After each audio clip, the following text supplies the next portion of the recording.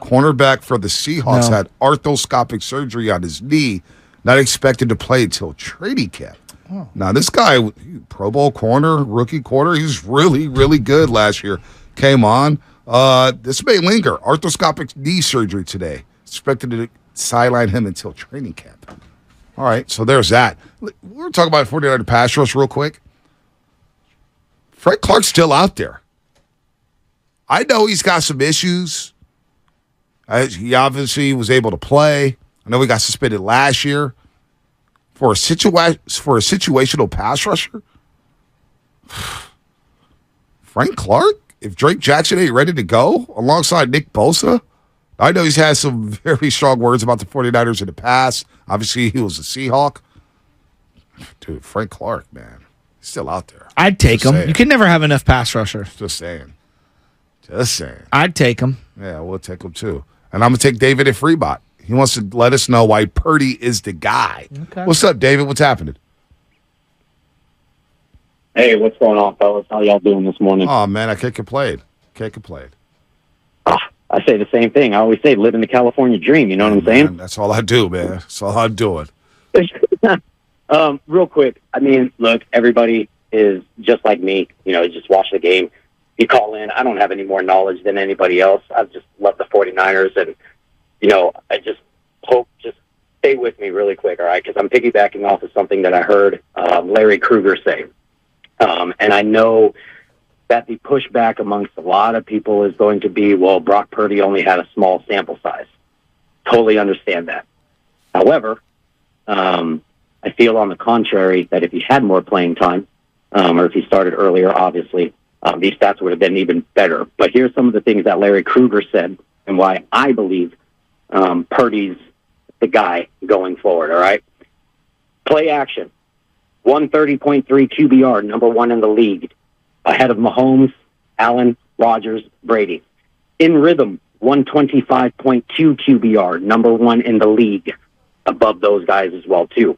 Pre-snap, shifts, and motion, 118.3 QBR, number one in the league. Outside of the numbers, 112.9 QBR, number one in the league. Now, completion percentage in the regular season is 67%. Completion percentage in the playoffs, 66%. 3 touchdowns, no interceptions. 8-1 record. Now, we all know why he got that one loss. Now, again, sample size, smaller. But last thing I'm going to do, and I'll let you guys take this off the air, here are some of the 49ers quarterbacks since Jeff Garcia, Gio Carmazzi, Blaine Gabbert, Oh, I know Sean them Hill, all. JT O'Sullivan. You know, all Sean of them, Hill. right? So, And one of them that I'd like to bring up is Colin Kaepernick, but keep going. He hung up. Never saw Well, numbers so, there. you know, it's interesting. I'll be the first to Shout know. out Larry I'll raise Krueger. my hands. I'll raise my hands. This is me. I thought Colin Kaepernick and what we saw in 2012 was sustainable. I really did. You're talking about a guy who threw for more touchdowns in his time with the Niners in the back end that anyone had since Jeff Garcia, which was the 10 years prior. You're looking at a guy who had the number one QBR in the fourth quarter. You're looking at a guy who had one of the highest completion percentages on balls 10, 15, and 20 yards down the field in Colin Kaepernick when he stepped in 2012. You're looking at a guy that put up historic playoff numbers. Not good. Historic playoff numbers. You're looking at a guy who won huge road games against Hall of Fame quarterbacks in their prime, Drew Brees and Tom Brady down the stretch on the road and threw for over 280 yards in both of those games. You're looking at a guy who threw for multiple touchdowns in those games. Like, that was a bigger sample size, Colin Kaepernick, than what Brock Purdy did. And what I learned through that experience is not that I didn't like Colin Kaepernick and didn't think that actually he was better than 2013 than people give him credit for, because he was. What I'm saying is that you have to also allow for things to level off in terms of teams adjusting to you, players around you not being as good. You have to do it year after year after year. What makes Mahomes is not the singular year where he threw for 50 and had the MVP season. Consistency. It's the year after that. And then the year after that. You know? Consistency. Right? Consistency. is what you Absolutely. had. And I thought Kaepernick had that up until you had the coaching changes, and you basically had Tom Sula and a bunch of minor league coaches coaching the football team, and he regressed tremendously. He regressed. The roster regressed. I thought it was a Everything around him crumbled, and he crumbled. But you know what, though? We all forget. 16 touchdown passes, 4 interceptions the last season, throwing to Jamry Curley and Torrey Smith. And nobody. Vince McDonald. And he can't get another shot. So that's not what I'm talking about. What I'm talking about is sample size. But he regressed. It started to show flashes that, wait, there's still something in there. Now, let's go a little more recent. Baker Mayfield. Whatever you think of him, okay? Whatever you think of him is fine. But Baker Mayfield comes in for a team that won 1 game in 33 games, the Cleveland Browns. They were 1-33. He steps in, all right? He breaks the individual rookie throwing record for touchdowns, yards, completion percentage, etc. for a 10-game minimum, and literally breathed life into an organization that we all believe to be one of the worst organizations in sports, the Cleveland Browns. Remember that, B? Mm-hmm. What did he do the very next year? Completely regressed and everything down. I'm not saying that Brock Purdy, he had a monster year. He was amazing. He was amazing. The same thing I'm saying about Trevor Lawrence, who was really good last year and won big-time playoff game. You got to do it for more than 8 games.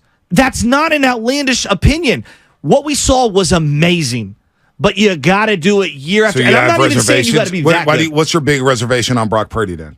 What's the biggest? What scares you about him? Size and health is at the top of my list. Okay. Number 2 is what's it going to look like when the league's adjusting to him? Part of playing quarterback position is that, Carson Wentz is another guy. He had a great year. And then things adjusted around him. People threw different defensive formations at him post-snap, and he just crumbled. Now, I'm not saying that's going to happen to Brock, but you got to put together multiple seasons. I don't know. Okay, yeah, no duh. You got to do that.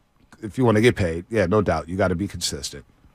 But on this roster, with this roster, and the players that he has around him, who's to say Brock can't pick up where he left off last year? Well, I would say that the Dallas Cowboy game, they did not. Their offense was, and that was a great defense. Yeah, that was a great defense. You knew that was going to be a slugfest. That was going to be a slugfest. That defense was fast, physical. They were nasty. And the Niners found a way to win a football game. For sure. They're not going to light up everybody. For sure. That's not how the NFL works. You're not going to just score 35 points a game and just light people up because you're so-and-so. No. That's not how it works. You get shut down sometimes. I see the Chiefs get shut down from time to time. Absolutely. They have clunkers. Everybody has a clunker. So we'll see. We'll see what happens with Brock Purdy. This is what I don't want to do moving forward. And I'm trying my best not to do this. Everybody it feels like we always wait for somebody to regress. Be like, he's going to regress at some point. How many people said the Warriors dynasty's been over for years? For years. Dynasty's over. They're not winning another championship. They're not winning another championship. They win a championship again. They win a championship again. They compete for a championship. They make the second round play. Everybody's always waiting for the demise. I want to see where it goes with Brock Purdy. I'm actually rooting for the kid. I am. I was dead wrong on him. I was blown away by the way he played. I want to see what happens because I truly believe, honestly, if he plays in that Philadelphia game, they're going to win that game in Philly. I don't know. I wanted to see it. I don't know, but sure. That's just how I felt. Well, I'm not going to speak for everybody. I felt like with Purdy and the way that route opened up on that play alone, I was like, okay, there's going to be some things that's open in this Philly game, and I think they can beat Philly if they have a healthy quarterback. Now he's earned opportunities. There's no other way. But I don't want to just, hey man, wait for the demise. I want to see how he adjusts. No, it's not waiting for the demise. No, Bonte, what this is like, okay, he's eligible for an extension if he has a great year again because of where his draft status was. Right? And so, I want to see what he does. I want to see it. I want to see if this is real and sustainable. Look, Jimmy Garoppolo had some great games, and I think what Brock did in his 8-game stretch was better, dare I say, than any 8-game stretch from Jimmy Garoppolo without disrespecting Jimmy G. I don't even want to do that, but I feel like I've already seen more from Brock than what I saw from Jimmy. Jimmy G's stretch just last season was pretty damn good. No, it was really good, but I think Brock's was better. Brock did a lot of good things. He did a lot of good things. But the other part of this, B, is, and this is the real thing, he is smaller.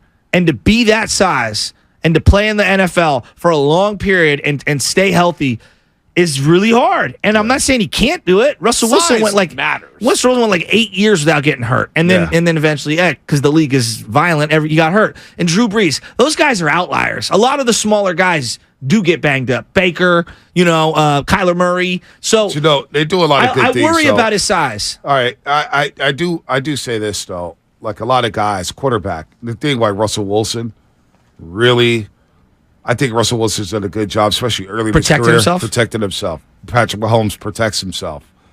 Josh Allen has to do a better job at protecting himself. That I was 100% agree. That's what did in Carson Wentz. Carson Wentz, I saw him go head up on the Thursday Night Football game with a linebacker. I said, what the hell are you doing at the goal line?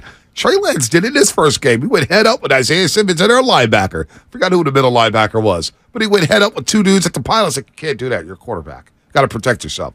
I do believe Brock Purdy will do a good job at protecting himself. But I'm here to see it, man. I like, you need a quarterback to win a Super Bowl, obviously. You need to sustain something. It must suck to go, and George Kittle's hinted at this.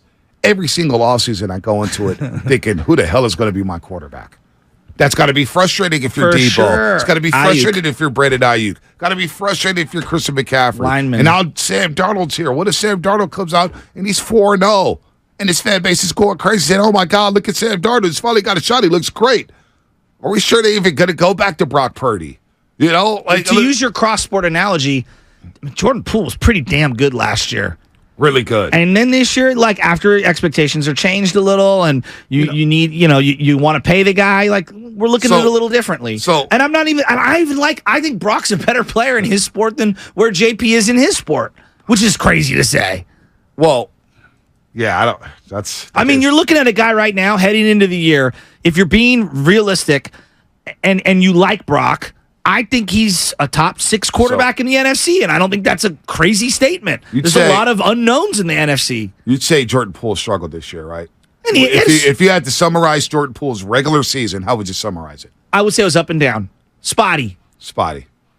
And even then, like, you look at it, the numbers, and you're like, not a lot of guys could score almost 20 points a game. So his regular season, because we want to talk about spottiness and up and down seasons, and the Warriors had a lot of those guys. Well, Jordan Poole averaged over 20, 4.5 assists and 3 rebounds, and didn't even know what the damn role was in 30 minutes of action. 30 minutes a game. You got a guy who scored 20 points. Now, you talk to NBA players. We both talked to Bully. We both talked to D. Wright. We both talked to Fezes. People are like, 20 points is nothing. Really? Go ask the players. Go ask the coaches. Because they're searching for players right now who can pump in 20 a game. Yeah. All right? So that's not easy. So what Jordan Poole did, despite everything happening, I'm looking like, well, damn, the guy played all 82 games, shot 43% from the floor. Now the three-point shot was off. Damn, he got to the free throw line, shot 87%, which is off from his career year a season ago. They gave you 20 a game. 20 a game. Didn't even know his role. And didn't shoot well from the three-point line. So Klay Thompson gave you 22 a game. So I'm looking at these numbers here, and I know it's raw data, and we got to watch the games, and there's context to everything. And they were both up and down. But damn, I'd rather have a dude who's up and down who's at least keeping me in the game offensively than a guy who's up and down giving me 7 points a game. Yeah. No, I hear you. Back to football. Yeah, back to the football thing. Like, I'm trying to remove emotion because I'm as optimistic as anybody when it comes to Purdy. Like, dude, what we saw was spectacular. I was blown what away. he did on that Thursday night against Seattle, the slide, the way he did, incredible. But if I'm a New York Giant fan, I'm feeling really good about Daniel Jones. Well, I'm not a New York Giant fan. You know what I'm saying about Daniel Jones? I got to see some more. Yeah. I'm skeptical. Well, I bet you New York Giant fans are out there, damn, we're giving Daniel Jones $40 million. No, but I think they also were like, dude, he was really good last year. Like, he was. No, I think Brock was better than Daniel Jones, but whatever. Like, but that's where I'm going. Like, this is how the league works. Like, how many running backs have the Niners had who've had a good 1 year, and then the very next year are third on the depth chart? That's the reason why I want up Christian McCaffrey. Just take care of the running back spot. I got to run it back. We're good. Did Debo have 2 great back-to-back seasons? He hasn't yet, which is why I would bet on the future of Brandon Ayuk over Debo Samuel. And Kittle's numbers have been good every year, but like he's had a great year and then little injuries. You also got to realize the way Shanahan calls a game. I hear, and as a quarterback plays into that, but I'm just saying. He doesn't call the same game as Andy Reid. If Andy Reid was calling plays for the Niners, those numbers would look astronomical for George Kittle. You know why Bosa's Bosa? You know why Mahomes is Mahomes? Like the elite of the elite, right? Fred Warner, even Fred Warner like had a down year. Like these guys are great game in, game out, week in, week out, right? And so just to say, and again, just to be like, hey, I'd like to see some more from Purdy. That's all. But offensively, though, with the Niners, you know it's going to be a different guy every single week. They don't really pinpoint, okay, this is our number 1, this is our number 2. They just go with the flow. Yeah, no, I'm talking more about the quarterback in terms of like just being dependable and reliable week to week. Yeah. I don't Brock even was. look at the numbers. You know- I'm just looking like how many interceptable plays are you having? Well, or is the team I scoring think- points? Well, check, with Brock, check. and I hate doing this because people always want to say, well, you don't like Brock, you don't want him to succeed. I mean, they scored Listen, like crazy listen, when he came in. Listen, I want the Niners to win the Super Bowl. I don't give a damn who's playing quarterback. Well, except Josh Johnson.